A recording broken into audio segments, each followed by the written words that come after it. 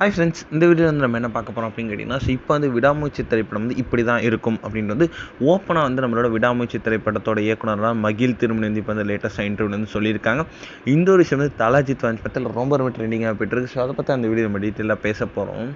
இப்போ நம்ம தல அஜித் ஃபேன்ஸ் பெரிதும் எதிர்பார்த்த திரைப்படங்கள் ஒன்று தான் விடாமுயற்சி. ஸோ பொங்கலுக்கு ரிலீஸ் ஆகும், ஸோ நியூ இயர் அன்னைக்கு அப்டேட் ஆகும், அப்படி இப்படின்ட்டு ஏகப்பட்ட எக்ஸ்பெக்டேஷன்ஸ் இந்த ரசிகர்களுக்கு செம்ம பெரிய ஒரு ஏமாற்றமாக வந்து ஸோ பொங்கல் ரிலீஸ் வந்து போஸ்ட்பாண்ட் ஆகிடுச்சு அப்படின்ட்டு வந்து ஒரு செம்ம பெரிய ஒரு ஷாக்கிங் நியூஸை கொடுத்துருந்தாங்க.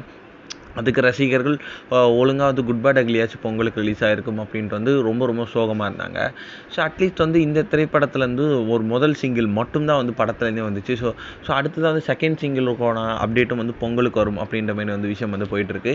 இதில் வந்து இப்போ வந்து அடுத்த நம்மளோட விடாமுயற்சி திரைப்படத்தோட புதிய ரிலீஸ் தேதி வந்து ஜான்வரி மாதத்தோட எண்ட் அப்படின்ட்டு சொல்கிறாங்க. அதுக்கான அதிகாரப்பூர்வ தகவலும் இன்னும் வரலை.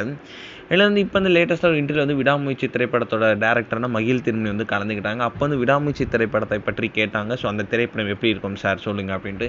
அதுக்கு வந்து அது ரொம்ப சூப்பராக சொல்லியிருக்காங்க. விடாமுயற்சி திரைப்படம் வந்து செம்ம பெரிய ஒரு ரியலிஸ்டிக் ஆக்ஷன் த்ரில்லராக இருக்கும். ஸோ செம்ம பெரிய ஆர்கானிக் மூமெண்ட்ஸ்லாம் அந்த திரைப்படத்தில் இருக்கும்.